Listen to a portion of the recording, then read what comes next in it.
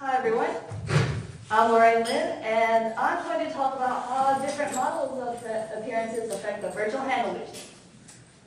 Let's talk about virtual reality in general first. It's reached the consumer market and it's quickly becoming a new frontier technology.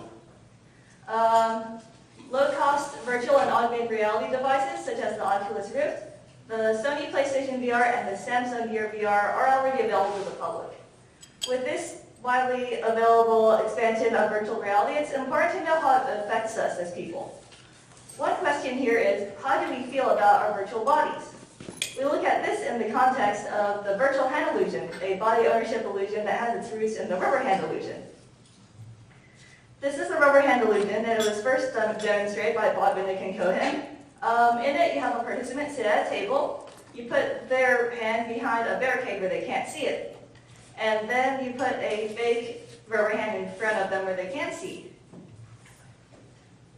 You touch the fake hand and their real hand at the same time. And from feeling their real hand being touched and seeing the fake hand being touched, they report that they feel like the fake hand is their own. Sometimes, after this conditioning, another condition is added, a threat, to see how they feel about their hand.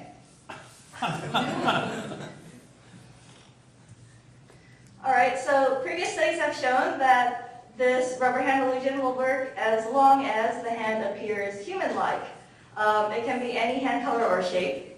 Furthermore, you can take on a non-hand-like object as part of your own body, but only if a human-like hand has been used to induce the illusion first and is quickly replaced by the non-hand object. This works for empty spaces as well. With modern technology, we're able to conduct the rubber hand illusion in virtual environments with one added dimension, the ability to control the hand. Feeling like you own this controlled hand is called the virtual hand illusion, and it was first shown by Yuan and Steed. They found similar results to the rubber hand illusion, where you can take on a human-looking hand but not an abstract object, like an arrow cursor. Future studies have had mixed to contradicting results on this. For example, von Hummel found that participants can feel like they own a square or a rectangle. Von Hummel also found that people feel like they can take on balloons as part of their own bodies. Zhang and Hummel found that participants can feel like they own a cat's claw. And Ardilligid et al. Found that participants can feel like they own an abstract or an iconic hand.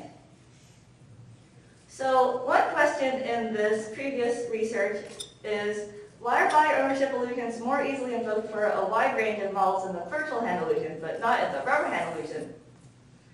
Well, one of the widest theories for this is that feeling ownership for a body part requires top-down processing, contextual information, and bottom-up processing, which is sensory input.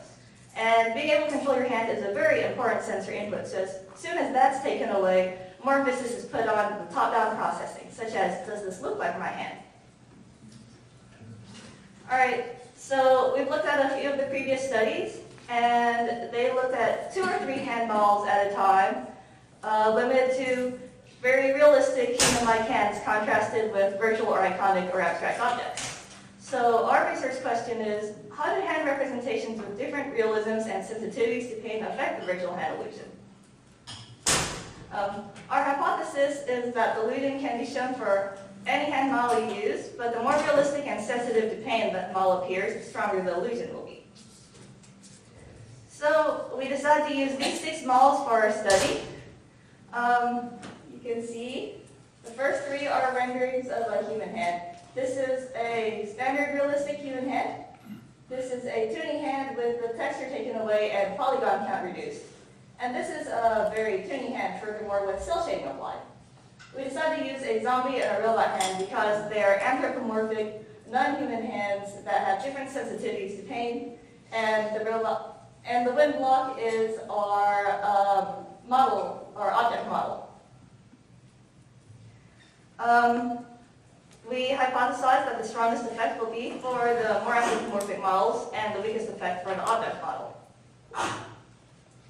Before conducting our studies, we ran an online survey to make sure our models were distinct. 137 participants were recruited from online networking sites. We showed them this survey where they saw all of the hand models at once in random order, and we asked them how realistic and sensitive to pain they perceived the hand models to be. We found out that the results were as expected, except for two of them. The very toony hand and the zombie hand had no significant differences in terms of realism. We suspect this is because although the zombie hand belongs to a fictional character, it's also more realistically rendered. Now that we have shown that our hand models are distinct, we can go back to our research question. How do hand representations with different realisms and sensitivities to pain affect the virtual hand illusion? Our experimental setup was as follows. We had participants sit at a table and they put on an Oculus Rift to see the virtual environment and had a leaf motion attached to the front to track their hand. The level of the plane in our simple virtual environment was also set to the level of the table. Here's our procedure. We have the conditioning phase where participants block oncoming bubbles that slowly come towards them for a few minutes. And this conditioning phase was used in many previous virtual hand illusion studies. It lets them get used to the environment, and it lets participants take on the virtual hand illusion itself. We also had a threat stage.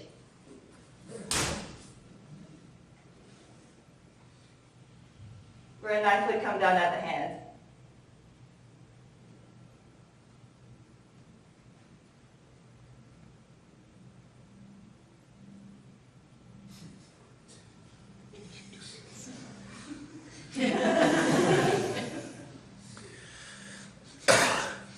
Alright, so we ran 2 experiments with this setup. In our first experiment, we had 60 participants. It was a between groups design, which means that there were 10 people per condition, which is per hand model, and every participant was only aware of one hand model during the entire study. Here's a quick timeline. We first had demographic questions, and then the conditioning phase where they blocked the bubbles, and then the threat stage where the knife came down, and the virtual hand illusion questions. We decided to choose a between groups design because everyone can only be threatened by the knife once. To measure the results, we had a questionnaire adapted from previous virtual hand illusion studies. This was a 7-point Likert scale where participants chose on a rating of 1 to 7 how strongly they disagree or agree with statements concerning the illusion and events surrounding it. So examples of these questions might be on agency. The movements of the virtual hand on screen were caused by myself. Or on the main event ownership. Sometimes I felt as if the virtual hand on screen was my own hand. So in experiment 1, our hypothesis was not confirmed. We found a large variance of ranges among our participants, so we used non-parametric tests because the ranges violated the assumptions of normality. Although we did not find anything conclusive about the virtual hand illusion itself, we did find significant differences in terms of appearances among the hand models, so I can show you what those look like. Here's an appearance question for visual similarity. The virtual blocker hand on screen began to resemble my own hand in terms of shape, skin tone, freckles, or some other usual feature. So we can see here, this being the entire plot looking at this single question. 1 to 7 is the participants' ratings for each of the hand models. This one in the center is the mean. This is the interquartile range, this box, and the whiskers show the entire range. I also have this color-coded, so blue are significant results that are higher than red, and we're looking at gray right now. So we can see here that the block is rated lowest out of several of the other models for visual similarity to the participant's hand. And on the same question, the robot hand was also rated lower than the zombie hand and the human hand in terms of visual similarity. And realism, I thought the virtual hand or block on the screen looked realistic. We did have the human hand as the highest rating here out of several of the models. And finally, we had the zombie hand rated higher than the tuning hand in the same question of realism, which is a bit surprising because on the online survey, it was the opposite way. It's possible in game that people judge their hand models they control by shading and rendering texture over contextual information. All right, so once again, our experiment 1 proved inconclusive, so we decided to run an experiment 2 to address these concerns. Our experiment 2 had 15 participants. It was a within-group design, so everyone got to see all of the models. And we also decided to run a real rubber hand illusion pretest beforehand. Our theory is that experiment 1 had a wide range of variances because some people could not feel the virtual hand illusion at all. Being able to see if they could feel the rubber hand illusion would let us know if there's a possibility that some people just aren't prone to body ownership illusions in general. Here's a quick timeline for experiment 2. It had the same setup as experiment 1. The preliminary demographic questions and the rubber hand illusion taking place beforehand. And the only difference here being that they got to experience all of the models with questions in randomized order. Alright, and here in our experiment 2, we had our hypothesis confirmed. All of our statements, except for one, yielded significant results. Let's look at a few of these. In ownership, sometimes I felt as if the virtual hand on screen was my own hand. People felt like they owned the block less than all of the other models. And another ownership question, during the experiment, there were moments in which it seemed my own hand was catching the ball. The block was rated lowest as well. In location-related similarity, block was lowest, or it sometimes seemed my own hand was located on screen. And finally, in realism, people also rated the block as the lowest. So far, we have evidence for our hypothesis that the non-anthropomorphic model produces the weakest effect. Now let's look at the same questions again with some of the other models, the differences between those.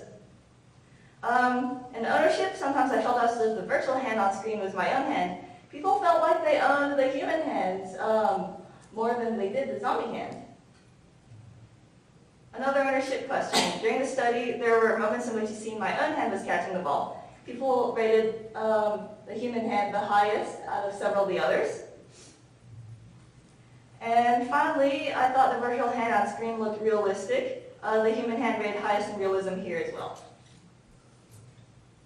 So, in conclusion, we ran 2 studies to observe how model appearance influences the virtual hand illusion. In our first study, a between subjects design, we found no significant differences. However, the virtual hand illusion was felt for all models to some extent. In the second study, we used a within groups design, and we found that in direct comparison, anthropomorphic models do lead to a stronger illusion, and a realistic human model leads to the strongest effect, with non-human models leading to weakest effects. We found the illusion can happen for all models. Some people even rate the block very highly, as high as the other models. But it may not happen for all participants, leading to a high error variance. It's also possible that participants engaged in your virtual surroundings like context. Here is a quote from our second study. That robot hand, maybe I would have felt something if it looks more real. There was blood, so it didn't. This and a few other comments regarding the realistic hand showed that people seem more critical of hands mirroring their own hands or realistic rendering. But still, all across the board, people rated the human hand as the most convincing for the virtual hand illusion. So this shows that realism is not a detrimental aesthetic to immersion. 3 participants in our second study did not experience the rubber hand illusion. However, of those 3, 2 did experience the virtual hand illusion. This supports Hammel's theory that being able to control a fake hand is more convincing than seeing it and feeling it being touched. Once again, we had a wide error variance, and this turned out to be because some people could not feel the virtual hand illusion. This would explain the mixed results in previous studies as well. A future question might be why some people are more prone to the illusion than others. In previous virtual hand illusion studies, it's been shown that people feel like they can take on the hand within a matter of a minute or even a few seconds. In our first study, we had the model being controlled in the conditioning phase for 3 minutes, and in our second study, we had each model being controlled for 2 minutes. This was a long amount of time for some people who say they still didn't feel like they took on the illusion, but it's possible they still need more time. We had a few participants say that it broke their suspension of disbelief when they were moving the hand and the fingers would not move directly with their own hand because of lag. It'd be interesting to see if future technology allows lag to be reduced so we can see how much more immersed that makes the illusion. And we had 1 degree of freedom for the block. It was only attached to the palm to move around, while for all the other models, it was all the fingers were controllable.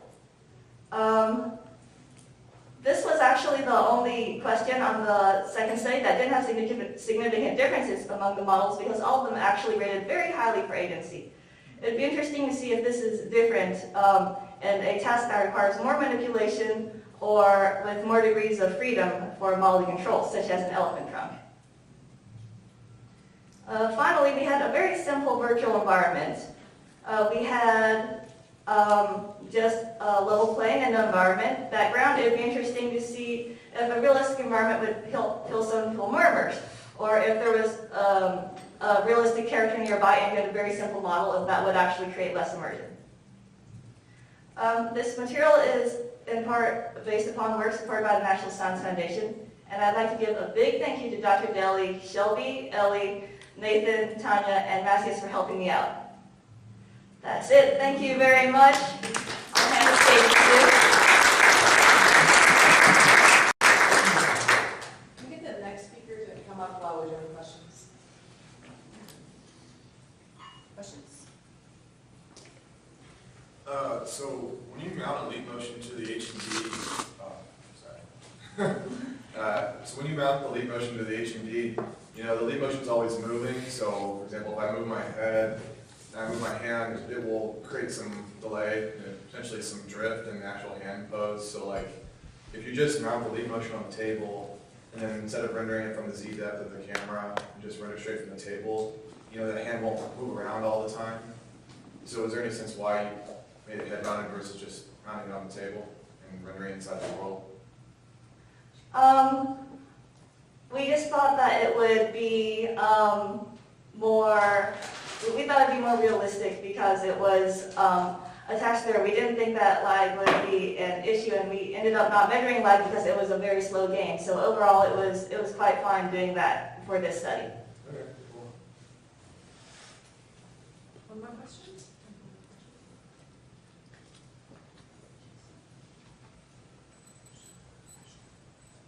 Well, I have a question. So you're relying largely on self-reports for how people experience virtual illusion. Is there any quantitative way that's sort of independent of them just self-reporting how you can measure if they're seeing the virtual hand illusion?